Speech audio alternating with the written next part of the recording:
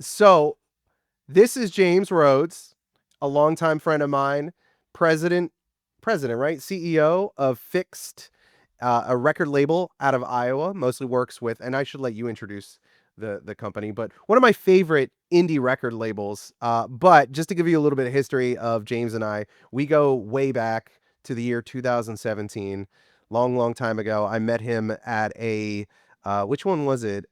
Music biz. Music Biz.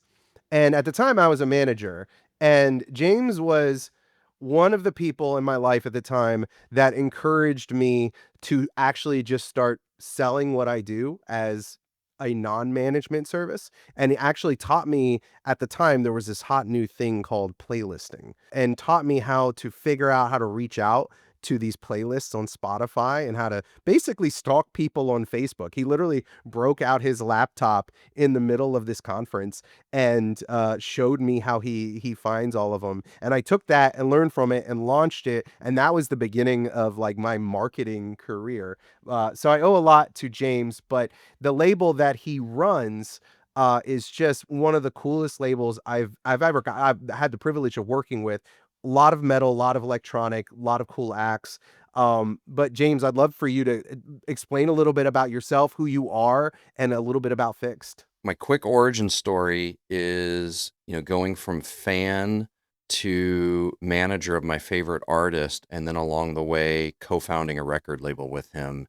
And it's an artist-owned label. So the artist is Celldweller, and his name is Clayton. So being a fan of his in the 90s, he had an industrial metal project called Circle of Dust. And then when he started Cell Dweller, I was just a kid on his street team signing up to do free promo, volunteer, just believed in him as a musician, wanted to help him out through a series of events, got my foot in the door to meet him and volunteer to do more work. And then he eventually hired me as his first employee. And I got to take over his e-commerce merchandise business and streamline and automate. This is you know, early 2000s e-commerce. So it was dial-up modem, punching in credit card numbers over like a phone line to like capture people's funds and then print out their orders and ship them stuff, and modernized and automated a lot of that. Having no background or history in the music industry or e-commerce of any kind, just passionate for wanting to help an artist that I believed in build their career and try and take their career further than they could on their own. And that's really been the mission of FiXT for all these years, is to help empower artists to build their careers in ways not possible on their own. So we took what we figured out working with Clayton as an individual artist to build multiple revenue streams as an independent artist on the music side, distribution, but also merchandise, and then publishing and film, TV, sync licensing. And so over the course of starting to work with him as a volunteer, his first employee, I got Which is hired by his. wild, by the way, to go from like super fan street team member to like 30 years later, you're running his whole record label and his career. Like that I remember being friends with kids that were on street teams. There was one girl in the Killers, and I remember being like, "What? Like, who does that? That's so lame. Like, that doesn't lead to anything." It does. That's where a lot of the industry, and the more industry that you meet, the more you realize that every single one of them started as a super fan that just got to know the artist. It's crazy. Yeah, and being willing to work for free, to volunteer or intern has been a very viable career path for me. And we've had lots of people come in to work at FiXT over the years that were fans of the label or of our artists that, started as interns and then became employees. So I'm definitely a proponent of people being willing to volunteer or intern as a foot in the door, get the experience before you have the credibility to just, maybe get hired straight away to do something.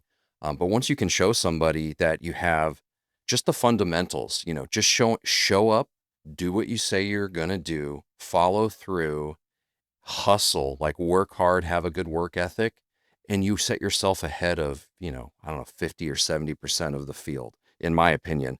just showing up and doing what you say you're going to do. Well, and interning is so funny in the music industry because it is so highly competitive and so many people, young people are willing to intern. And I kind of hate it to some degree, right? People should get paid. But there are a lot of people who want to work in music but don't really want to work. And it's a way to understand those who actually put in the effort, which is far and few between. But man, I just love that story of yours and just how it's led to where you are now. I also think what is interesting about FiXT is that it comes from an era where indie labels were rare into an era where it's very normal that indie labels, and now arguably indie labels, are running the show and becoming sort of the next major labels. And I think that one thing that we've always talked about is how FiXT is focused on like fair record deals. And I'm kind of curious, what that looks like from fixed perspectives and really kind of how it's evolved as the industry or hasn't evolved as the industry's changed. Yeah, so we're an artist owned company, and Clayton has had some pretty horrific record deals going back into the 90s, having like a single digit royalty deal, single digits. If he ever was profitable on the deal, he was going to get a single digit percentage of That's crazy, profit. man. And we have artists on the label today that have come over from large indies to major label owned divisions, and 85-15, 82-18 deals are still very common. And so from the get-go, we had kind of a philosophy that we're partners with our artists. We want everything to be a 50-50 profit split. So, from the beginning, that's what we've set out to do. And so we do 50-50 profit splits. We are artist friendly in that regard. That's our view. And we're very hands-on. A lot of artists that work with us don't have management, and we don't do 360 deals, but we do so many different pieces between the label side, publisher, and merch partner that we help them on multiple revenue streams. A lot of the artists have not had management or not felt like they needed to because they had so many other pieces of the puzzle with us. And then we're very educational and share resources, introduce them to people. And we end up doing some almost management services without calling it management and without taking an extra commission, just as a value add to our artists to try and help them. We are still a little bit traditional in that we sign copyrights. We are fully signing masters and publishing, and that can be debatable. And there are certainly labels that are pursuing the licensing path of licensing rights and not signing copyrights. We made a very strategic decision early in the company that part of building multiple revenue streams was having master and publishing under one roof, where we could have one-stop catalog for film, TV, video game, sync licensing. And that has been a cornerstone of our success. We've had, like over 1,000 film, TV placements over the years. And so, you know, again, that could be debatable. Spotify Artists, isn't paying the bills. it's definitely a combination of everything. It's like you've got to build a lot of revenue Your streams to river of survive. pennies. I will say Spotify is our number one digital revenue source. So I know when you get down to the per play thing or how much it adds up to, but we are very much pro Spotify in that it is our number one digital platform that's generating revenue for us and our artists. I mean, the volume alone is really what it's about. And it's funny because I watched a YouTube video where this guy breaks down the best royalties from which distros, and the best one is actually Peloton because of their subscription model. But the volume isn't high there for obvious reasons, right? So yeah, it may pay the best per stream. I think it's like literally like 50 cents a stream or something crazy. But I don't know, there's not enough streams. So, yeah, it makes total sense. Yeah, the Spotify's per stream royalty debate, and like, oh, you could go to Tidal or other places. And yes, it makes sense. Like if you could get a huge amount of people to go to that platform, but pulling your music on one platform, like Like you got to fish where the fish are, and the fish are on Spotify. Well, especially for metal and electronica, like that, I'll tell you as a marketer, that is I mean, that's a platform for everybody, but especially for those two genres. So I'm curious then, has a lot of your model changed over the years? I know that you still do masters and copyrights, while a lot of indies are leaning on licensing. Are you finding that competitively you're at a disadvantage in signing these acts? You know, we have had a lot of discussion internally on being able to modernize our deal structure, and we're open to that when it makes sense. But in reality, we haven't yet come across where the deals that we wanted to do, the artists we wanted to sign, where that became a roadblock to preventing us from moving forward with our traditional deal. And, you know, one of the ways we explain it is even though we're signing copyrights, both masters and publishing, like our incentives are aligned. It's a net profit split. So, you know, whether ownership of the recordings is one thing, the revenue is still 50-50, Mhm. and we're aligned in wanting to generate revenue that we both participate in. And specifically for licensing, a lot of partners out there and networks in licensing, they don't even want to take things into their systems if they fear that at any moment you're going to be pulling things back out of these platforms where they no longer have rights to them. So we need to have confidence to go into, you know, production companies and music supervisors to be like, our music is going into your platform and you never have to worry that we're going to call you a year or 3 years from now or 5 or 10 years from now and say, oh, the rights expired on that. You can't use this music anymore. You know, and it's funny because you and I had this conversation recently about licensing versus masters, and, you know, the conversation I have with a lot of artists and the artists, the way they think about these relationships is go in to the label, get my bag, and get out. They don't think about this partnership aspect where incentivizing the label creates champions and creates more revenue because you're over there fighting for your biggest piece of the pie. Like if the label's looking at who they can make the most money off of and they have a better partnership with you, then they're going to fight for you more. And so I thought about that a lot because in my own machinations I'm like licensing sounds cool, but then when you explain it like that it's like no, that's awesome. Like I want to be able to go secure a sync licensing and know that I'm going to get paid on it and I'm going to focus on the artist that has given me the ability to do that. Yeah. And just building catalog, you know, as a company and thinking long term. I think a lot of artists are looking at short-term metrics where they're like, labels offering me a huge advance, and they just see the dollar signs Yeah. and they sign without realizing they're only getting 15, 18, 20% on the back end.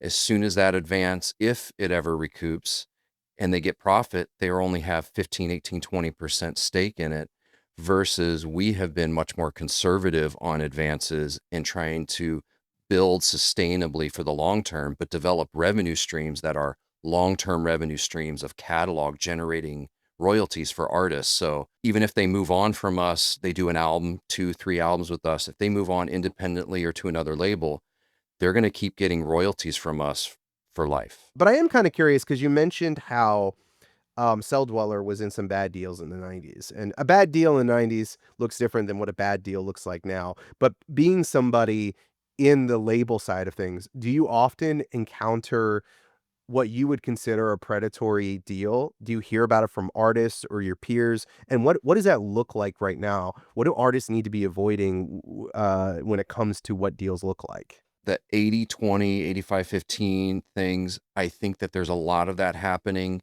And I do think them dangling a big advance up front and then it's that on the back end, I feel like is a bit predatory. So, like Um, and just to clarify, when you say 85-15, it's 85 to the label, 85% yeah, of the royalty, 15% to the artist, yep. and I guess the way you were saying they justify this is they offer a big upfront advance. Yeah, I mean, it's there, you know, there's artists that are signing those deals and they might be getting 30, 40, 50, 60, 80 grand up front, which is like the most, you know, somebody's offering them a check of that size. So Yeah. they're just like, where do I sign? But then they realize eventually that recoups they've spent all that money, it's gone, and now their long-term royalty is 15 or 18%. And I think that's, not long-term thinking. Well, and correct me if I'm wrong, but to make it worse, and this is where I think a lot of artists don't understand, is that 100% of the royalties isn't going towards recoupment. Only your 15% that you're getting paid is going towards recoupment. Not with everybody. I wouldn't say that some deals definitely are more fair in how their recoupment and expense and advance processing happens. But I've seen some of these deals from artists that we work with coming out of old label deals, and some of them the language is pretty gross on how they get around what actually counts toward it, and all the additional deductions and kind of trickery they do to make sure they're paying the least amount of royalties to an artist as possible. And it's like, oh, even if it was a 50-50 deal, I've seen it's like, oh, it's 50-50, but then in some smaller print, it's like, but if this occurred in these territories, we get to take additional deductions. And then there's just a lot of additional, uh, yeah, kind of trickery in a lot of that accounting. It's so gross, and sometimes it's things that even lawyers miss, and you just have to be so careful. Like, I've known so many artists that just walk away from some songs where you're just like, "It's not worth the fight, to get that back." And then, of course, that's always the song that ends up blowing up naturally, right? I'm kinda curious because I know artists listening to this are curious, and the only thing when they look at you and they're like, "Okay, this is the president of a label," the one thing that's on their mind is like, "What makes this guy decide to sign to me?" Like, that's the thing that I think every artist is always thinking about because 'cause they're always looking for a team, they're always looking for help, and even though I believe that signing a label isn't the route that you always need to necessarily take, I get why any artist would want a team. So for you in particular, when you guys are looking for artists, what is catching your eye? What data are you looking at? How does it work? So first, I'll start with a little history of where we've been, kind of to where we are now. As an artist-owned label, Clayton has always had a direct say in everything we sign because as the owner, there isn't a representation of him. So he has had a sound and an aesthetic and a kind of a sonic brand that he's known for. And so we definitely represent that in his tastes as a label. And we've been experimental and tried things in slightly different genre lanes, but we're always looking for something that is unique. We're definitely not the label that is looking for the clone of some other band that's already been successful. It's like if somebody else is already doing it, that's not what we want a clone of. We want something that's unique and original. So we're always looking for that kind of X factor Mhm. and artists that are doing something that you just don't see everywhere else. So we tend to be a little left of center, even within all the things we do within rock and metal. We're not just your right down the middle rock and metal. We're doing very interesting genre combinations and artists that aren't afraid to kind of push the envelope and experimenting. But we kind of to a fault over some of the years signed things that if we were just creatively into it, this is super unique and cool. Let's sign it as a tastemaker, but that didn't always produce the most successful things. It was just, hey, yeah, this is cool. We think it's cool. But apparently the majority of the world didn't think it was cool, because we've signed some stuff that we think is awesome and it just hasn't grown very well. So we also have put a big emphasis on things that we think does have, a broader mainstream appeal. Typically, like, is there something hooky and catchy about it? Because we can get, super nerdy on, some musical production, but that doesn't mean that it's going to catch a wider audience. So high production quality, uniqueness, but something memorable and hooky. And then, as I'm sure every artist is going to roll their eyes to hear, but in recent years, the the check boxes are only growing, the number of things that an artist needs to do to catch the interest of a label. And of course, that's being active on socials and demonstrating that you can either build an audience on your own, or at least if you haven't already built an audience on your own, that you're willing to put in the work to do so. Yeah. And that makes a big difference. So when we're looking at artists now, if they're not even taking an attempt to be active on socials or develop a direct relationship with their fans, it's like, yeah, the music could be the best thing in the world, but if we know they're not willing to put that effort in, it's a pass for us at this point. Because we feel like we're partners, again, back to this 50-50 profit split. It's like, if we're going to put all of our energy and time into this, we expect the artist to. And I think there's this old mindset of artists like, oh, I got a record label deal. I can just turn in the music and I'm done. They're going to do everything else for me. And it isn't that. Like, it's a partnership. We both have to be actively working and building it. And even more so now, artists are, in addition to the label, building out more of their own team, hiring their own social media Mhm. person or a video person, or having a manager, or whether you're a solo artist trying to do everything and you need to build out a team, or if you're a band and dividing out those responsibilities amongst some band members. Um, so there's a lot of hats to wear for sure now. Well, and even going back to what you were saying about how you offer like some management services, I truly see the evolution of labels being more in the managerial role and even on the consulting end. You know, it's this thing where you're taking a risk with an artist. They have a partner that's helping not only do things financially, but potentially, getting you connected to things that they would never have a connection to, but you want that to win, and if they don't have a manager or a great manager, it makes sense that you would guide them and lead them. Now, management can be this thing where it can be a light touch or it could be 24/7, and it's always this dangerous thing that labels are, it's a fire that they're worried about getting burned on, because once you uncork it, I'm gonna use all kinds of analogies right now. Uh, you can't cork it back. That artist is like, "Oh, they're gonna manage me." So it's always this like, "Hey, we're gonna help you, but I'm not gonna say the word management," because Yeah. that Yeah, comes with, like, late night phone calls and all sorts of things. and I know I've heard you talk about some of your woes of the management side of the business, and I've complained so a bit. we earlier in the history of the company, we took on, quote unquote, managing one of the artists officially, and we put in, I literally went back and tracked over a multi-year period between my time and staff time. We put in like 1,000 hours of work into this artist and never took a single penny in commission. And then they were like, nope, we're not doing this anymore. And all that extra work Yep. was, we were just left in the dust. It's tough because it's like you're even putting hours in. I mean, right now, we're doing a lot of the same thing. I want my bands to succeed, and if they come to me, I'm pitching one for a fairly popular podcast, and, I'm not a publicist, that's not what I do, but I know the podcast host, he's a pretty famous guy, and I happen to know him, and I'm like, "You know what? I want this artist to win. I'm not charging for it, and if the artist fires me a month from now, I'm gonna be like, well, that sucks, but, on our end, that's the risk that you sometimes have to take, but you don't want to give them full freedom to take advantage of it too. You gotta, like, guard yourself sometimes. Sure.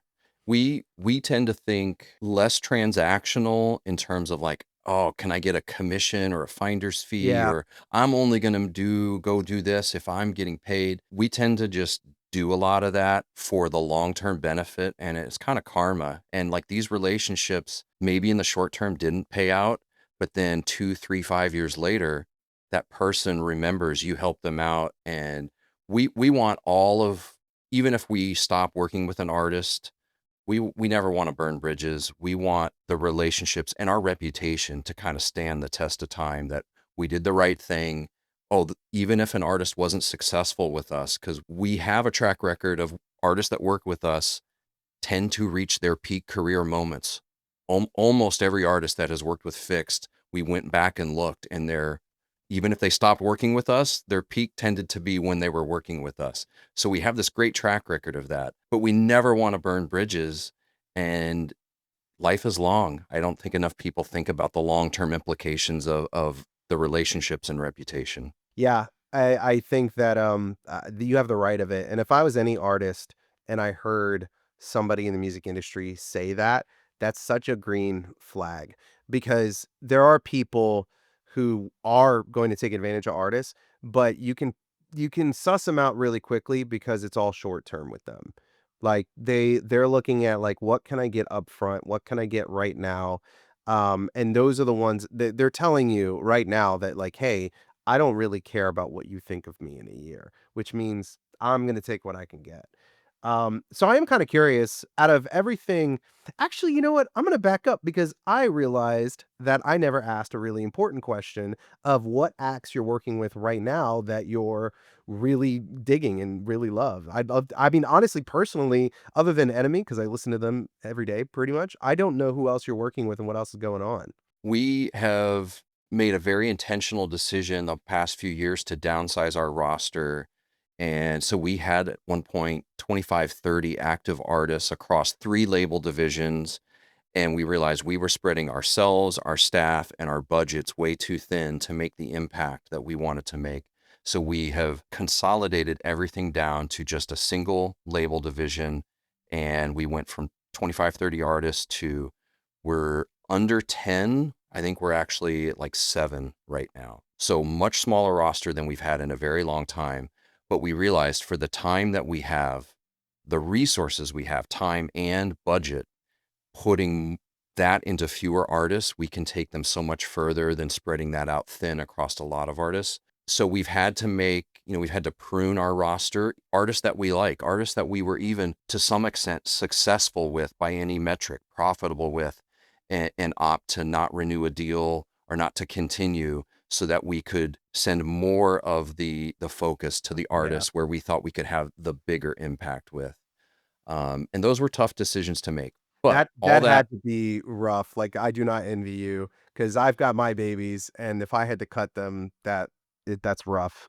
and that's the, trying to gain some wisdom as we've done this over the years and be like, if we want to continue sustaining to do this, and if we want to take these artists to the next level and the label to the next level, we need to focus on fewer things and make them bigger successes individually. So with that being said, our current focus roster, the main priorities are Enemy, which as you I was gonna mentioned. ask, and I was like, "Did they make the cut?" Cool. Yes. Daedric is on Love an Daedric. awesome sophomore album cycle.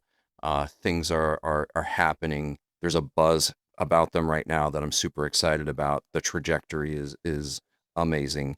The Browning, who is one of those artists that came from working on some major label owned divisions and large indie labels, and never really had the label team around him to really thrive. And he is just fully thriving in the FiXT ecosystem, playing live, doing these huge festivals in Europe right now. And in fact, a little plug, we've got 2 artists, the Browning and Enemy, playing at Louder Than Life Festival in September in Louisville, Kentucky. Huge festival. There's, I don't know, like 100 bands on the lineup. I'm so want to go so badly. I mean, I'm a huge Sleep Token fan too, so like that's the closest that they're playing. But I couldn't make it happen, and I'm still kicking myself. So yeah, that's another reason I wish I would have went. But that's coming up. And so Enemy, Daedric, the Browning, and then Johnny from the Browning has a side project, a new project with his wife,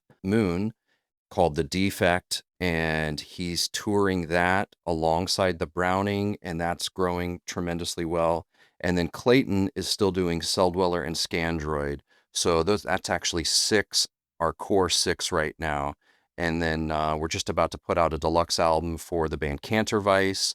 That will be the final release that we're doing with Cantervice. So that's kind of where the roster is currently. And by the way, if any of you just want to hear how badass their catalog is, go to their Spotify, like search them on Spotify, and they have just a bunch of playlists that are killer. Like I just go there and I turn them on and I let them play. And if you love like the genres of metal and electronic and have a lot of it's combined, it's for you for sure. So I do want to get into sync a little bit because I think that for a lot of us, including myself, still it's still such a black box of how things work. But I do want to start with a story that you told me about how a song ended up in Chinese propaganda, Yeah, unknowing to you, right? Like yeah. unknown to you, just and yeah. So tell me, I won't get into it because I want you to tell the story. So we have all of our label catalog music into some distribution deals that get them on music platforms in China and Russia, which we can also talk about. And we first started noticing something was happening in China on like NetEase or Alibaba, Tencent, some of the streaming QQ music. There's a few platforms over there. And we started getting these royalties that were like a song that was not doing anything crazy on any platforms at the time. And all of a sudden it was getting massive amount of streaming in China and massive income. And we're like, well, the income's great, but we don't know why is Not this song complaining. streaming. So Yeah. we weren't complaining, and for months in a row it was like significant income, like a track that would have been generating, it was an older catalog track that was probably generating hundreds of dollars a quarter, was generating five figures a quarter, And like which artist was suddenly. it? This was an artist named Varian that we had this track. We found all of this data from streaming royalties and reports. And we eventually found a company that interfaced with some music industry from the US over to China. And we're like, hey, let us tell you, this song's going crazy there, but we can't figure out why. And so they did a little research and determined, I saw the video. There was a Chinese war propaganda, like military video, and the song was, placed in the video. Of course, they didn't clear it. They just did what they want to do. They don't Um, care about your copyrights. and like the video on these platforms and like on Douyin, on Chinese TikTok, was racking up like billions of views, crazy amount of views. And so it was just insane amount of streaming numbers. And on some of the Chinese streaming services, it's not just streaming, but you can actually comment, like a social media platform on the song. And the song had like 70 or 80,000 comments on a song on like their streaming app, where people had found it and just liked it. Now that was quite a few years ago, right? Like 4 or 5 years ago? Yeah, that was probably 2019, 2020. That was, yeah, 5 or 6 years Are ago. are you still you're like, "Oh my god, that was 5 or 6 years ago." That's how I feel about everything.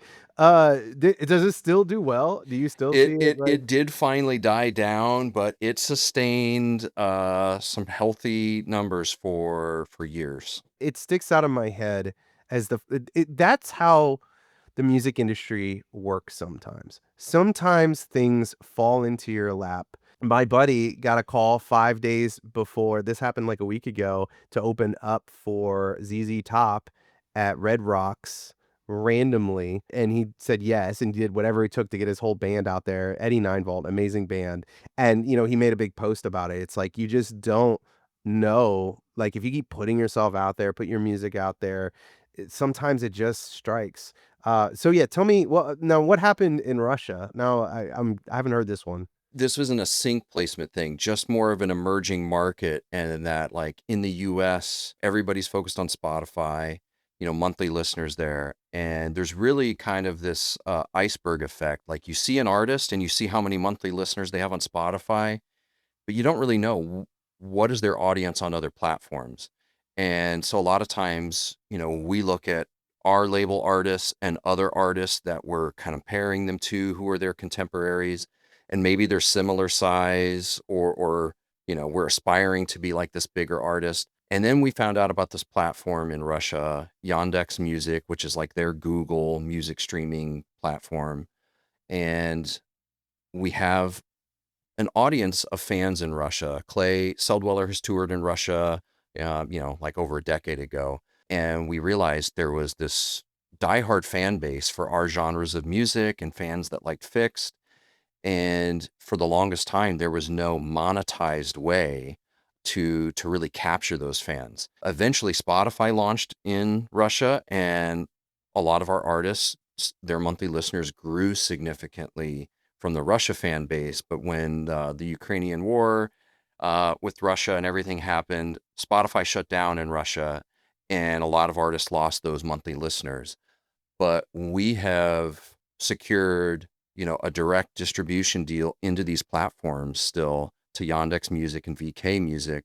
We have a full-time employee from FiXT in St. Petersburg in Russia, Really? and we get, I mean, 99% of any music we release, we get weekly editorial features on those platforms. And so where a lot of distributors and a lot of labels stopped distributing to those platforms, didn't navigate the deal complexities when some things changed. It was such an important territory for us. We figured out how to keep our music on there and how to keep it monetized and collect royalties. And so Yandex Music now, I think it's generating, in terms of streams per month, as many streams as Spotify does globally for us. Now, Wow. the ruble doesn't convert to the USD as well anymore through the war and all of the conflict. Yeah. So the royalties are nowhere near what they should be because of the exchange rate, but we're generating like just an insane amount of streams every month in Russia. And so it has become this additional revenue stream that's kind of a differentiator for us against other labels that we're, quote unquote, competing with, when we can show an artist like, hey, these other labels don't have this Russia deal in place. And our artists, you look at them on Spotify versus you on Spotify, and maybe your numbers are the same. And then we go over to Yandex Music on Russia, and a lot of these other artists are zero, don't even have their music on the platform, or maybe they have a few thousand monthly listeners. And we have artists with hundreds of thousands of monthly listeners just on Yandex. That's and so many of us are so hyper focused on Spotify that artists can't even conceive of like how global your finances can become. Although I imagine just your partnership with Merlin allows you like that flexibility to pursue things like that. I know that's not it's not like an artist can go to DistroKid and be like, what is it called? Yondu? Yandex. Yondex. I was thinking Yondu from, like, Guardians of the Yeah. Galaxy. Yondu? Mary Poppins? No, that's awesome. Well, kinda circling back to sync and licensing, and you mentioned libraries earlier, but how do you all generally pursue licensing? So it is a complicated side of the industry, and it's honestly way more archaic than the label side. The publishing side is built on a lot of older, not as efficient technology. There's a lot of black box royalties, and licensing is complicated. And there's a lot of gatekeepers. Every side of the industry has its gatekeepers, but it has gotten extremely more competitive. So, as much success as we have had, and it is a key part of our business operations, we are still trying to figure out how to exploit it further because it is so challenging. But having the right rights in place, so being able to clear the master and the publishing is fundamental. And I don't think a lot of people understand that for people to place music into film, TV, video games, they have to go clear two different licenses. There's a master license and a publishing license. And if you only control one of those rights, they now have to go talk to a second company potentially to clear the other right. And a lot of these companies, deals are happening fast. They don't have time to go chase down a second company. They want to talk to one party to clear both sides. So that's been an advantage for us. The other thing is a lot of artists have heard for years, don't sign away your publishing. And I think there should be an asterisk next to that is don't sign away your publishing to somebody that doesn't know what to do with your publishing. But I also think it's just as risky sometimes for an artist not to work with a publisher and retain ownership if they themselves aren't going to go do anything with it. So what happens is, yeah, an artist doesn't sign away their pub and they actually don't go register themselves as a publisher. So in effect, nobody is still the publisher, and there's royalties that go into all of these societies and systems to the publisher.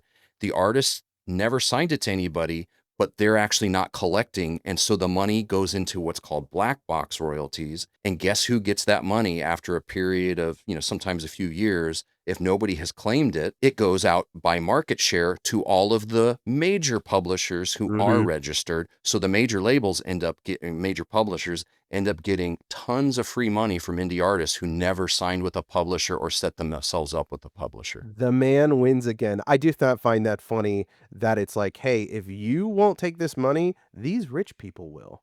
Like, They certainly will. that's the motto of life, like, if you won't take it it's funny, I had a conversation with a friend who, had one of her artists on Sirius XM played 2 or 3 times a day, and I was like, "Oh, man, those royalties must be great." And she was like, "No, like, I look up BMI and it's terrible." And I was like, You're on SoundScan, right?" And or Sound Exchange, not Sound SoundScan. Exchange, yeah. Sound Exchange, and she was like, "What's that?" And I was like, "Oh, ho, ho." I Yeah. was like, "You're gonna love me," and sure enough, he had, like, 30K sitting in there because, artists, if you don't know where to get paid, I mean, at this Yep. point, though, I mean, just get into ChatGPT and be like, "Where do I sign up?" Like, Yeah. ChatGPT will run you through everything that you need to sign up on. Well, yeah, I don't think I fully answered your question on it, that I could go a little further.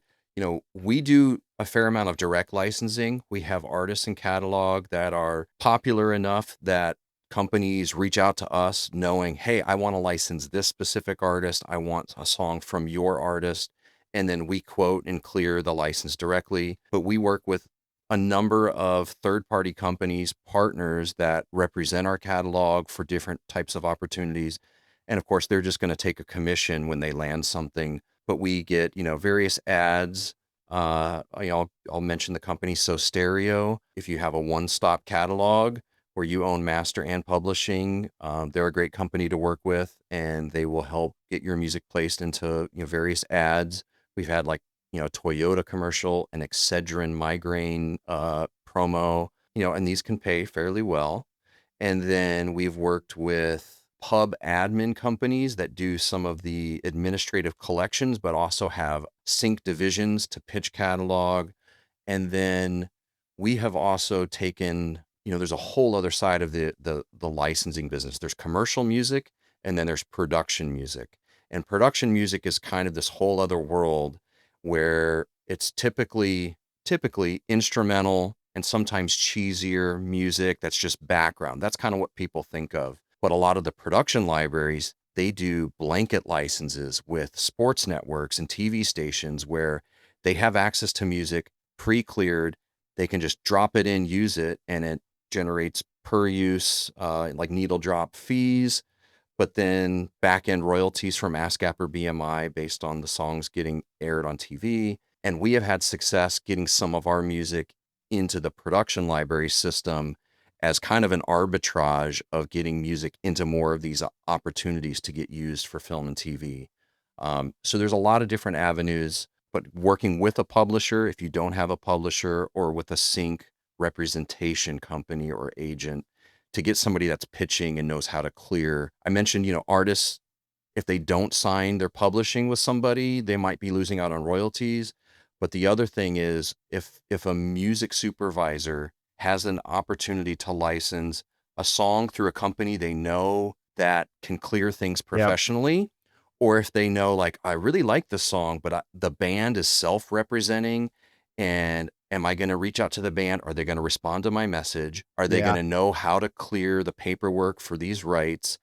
And if bands don't have a manager or an agent or somebody representing, it's just too much legwork for these clearance people to go chase down bands and see if they can get a hold of them to respond. There it is definitely the easiest path. They'll take that. I remember when I was a manager and I would try to close on sync deals, I would be on the phone with them and I knew that if I could clear it before I got off the phone with them, that we would likely have it because they want to be done with it. And they're already having a conversation with you right now. They already like the song. They want to use it. But if you hang up that phone and you say, "I'll get back to you," they're picking up the phone and they're calling their next in line. And if they can clear that, then they're done. And that's how quickly they do it. And artists, oh my God, I've had so many artists be like, well, let me think about it. Like, dude, wordy. Like, by the time you finish saying that, we're done. Like, Yep. it's just, and it sucks too, because artists should have, be able to think about, do I want my song in this Hallmark movie? Right? Like, they should think about that. But I don't know, man. Like, the music industry's changed a lot where fans do not hold artists to the same standard of sellout, right? Like they're go get this bag. I had one artist, wondering, like Monster came to me and offered me a deal for my tour to sponsor my tour, but I just don't want my fans to think I'm selling out. And I was like, and it was funny because my sister-in-law is a big fan of hers, and I called my sister-in-law and I was like, I bet you she's gonna say, "Oh, no, she should go get that bag." And I called her and she literally said, "Go get that bag." Because that's the way fans wanna support you. They want you to win. Even the big artists, like nobody complains. So, get the songs into the library and get publishers and get represented and make sure that you can get it pushed as quickly as possible. So I do have some other questions for you. I'm curious, from the label side of things.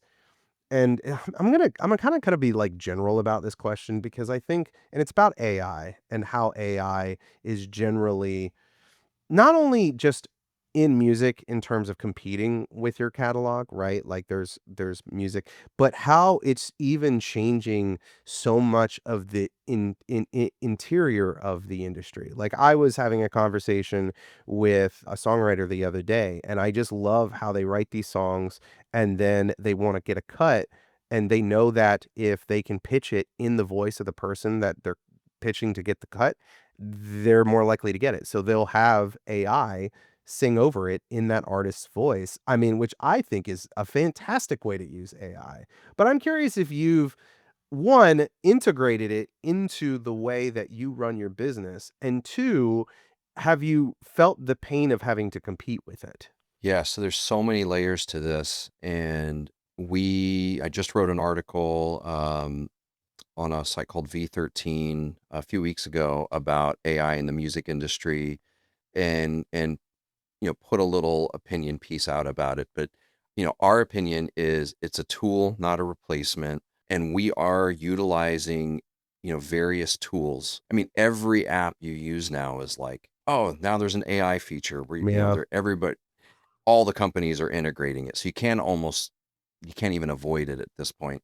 But whether it's, Gemini or ChatGPT or Copilot or, any of these or Claude, there's so many different, LLMs, these large language models. We're empowering our team to use these tools to help them be more efficient, to reduce, tasks that they would have to do manually, and not to replace them, but to extend them and empower our team to be more effective, just as an internal team.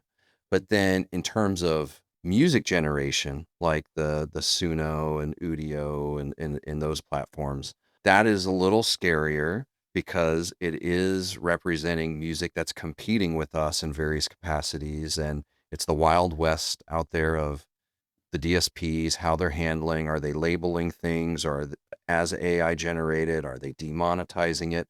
There's so many lawsuits happening. So we'll see how that plays out. But we are behind the scenes. Our approach is if we can do officially licensed deals with some of these platforms where they're ready to come to the table and license and have a revenue stream to rights holders for training their models on our music, versus they're training their models on our music anyway, and they're Yeah. just and now we're not in the equation. If we can be a part of it, we want to be a part of it and engage. So we're Merlin members. You mentioned Merlin earlier.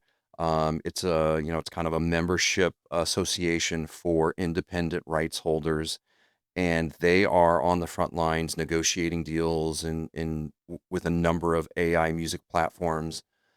So we're working with them. We're definitely keeping our eyes out on what's going to happen in the industry. But additionally, some of our artists, some of the artists on the label and artists that we are friends with, they're using some of these generative tools just as demoing tools in their process, kind of what you were alluding to. And there are certainly people that are like, no, I don't want to touch generative AI music in any way. But if you're just ideating and brainstorming as a tool, it's helping you create something faster than I've got to go track all this, set this up, and spend 4 hours tracking and recording all this. Or I can prompt this idea just to see, like, oh, yeah, that didn't work anyway. So, no, next idea, next idea. And when you get to something that works, but not just downloading the file right from with these platforms and uploading to Spotify. Not a supporter of that, but using it as a demoing iterative tool and then going, okay, I think I know the structure or some of the ideas I want. Now I'm going to go actually record and produce all of this with true original production. That's the process that we support that process. Yeah, not just text prompt upload to Spotify, the whole Velvet Sundown and A all of those prompt bands. artist.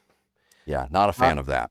well, I remember once upon a time, long ago, I was a musician, and I could play everything, but I could not play the drums, so I guess I can play everything, but I was terrible at the drums. I just very uncreative, I can never think of a beat, and I think about if I decided to sit down and write a song now, how amazing it would be to be able to, like, feed AI a guitar, bass, vocals to a click, and be like, "Hey, can you give me, like, a couple of different ideas for a beat here?" And send it to my bandmates and be like, "Hey, I'm thinking this." Like, the idea of that is just so freeing. I mean, if anybody, if you've used it in your daily life just to be like, "Hey, what do you think of this?" And the ideas, it's really just like a person that you don't have to annoy and ask a dozen questions. Yeah. I can't ask it where I left my keys, unfortunately, yet, but I'm hoping one day, but, that's cool, man. I did not think about like, how it's using. I mean, it's definitely using all music to generate ideas, and the fact that they're getting away with it, I mean, I know they won't forever, but it's just so crazy to me that a bunch of, like, techies out there were just like, "Yeah, there's no laws about this. It's clearly copyright infringement to a degree, like, Yep. but we're gonna do it and make them come to the table," which is kinda working out for them because the popularity of it is so massive that you kinda have Yeah. to play ball. And there's no definitive laws either, so it's a big litigation thing. I hope that Merlin, can help you navigate that because there's probably a lot of money on the table. Well, cool, man. This has been a really fun conversation. You've had me do a lot of things recently, so it's nice to be able to like shine it back on you. I want to give you an opportunity, and then I have one more question. I know you're doing the academy. I was on there a couple of months ago. I think it's brilliant. It's an opportunity for artists to learn from FiXT and what you all are doing. So I wanted to give you an opportunity to talk about that a little bit and what you guys are working on. Yeah, FiXT Academy is a new venture that we launched just a couple months ago, and fixedacademy.com. You can find all the info, but it really came from back to our passion for educating and inspiring artists. We were doing monthly webinars and workshops with our internal label roster. And, at one point when we had 25, 30 artists, we would present something from a staff member or bring a guest in externally just for our roster. And we had a large enough roster that these were like really exciting events.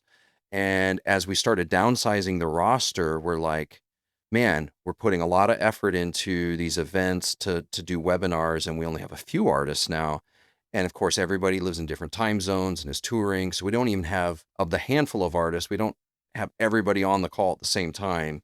And we're like, this feels like a missed opportunity for us to put this education and inspirational content together for our artists, but we could be impacting a larger group of artists. And so we're taking what we have done behind the scenes as a real record label, publisher, merchandise company, helping our artists build sustainable careers and success.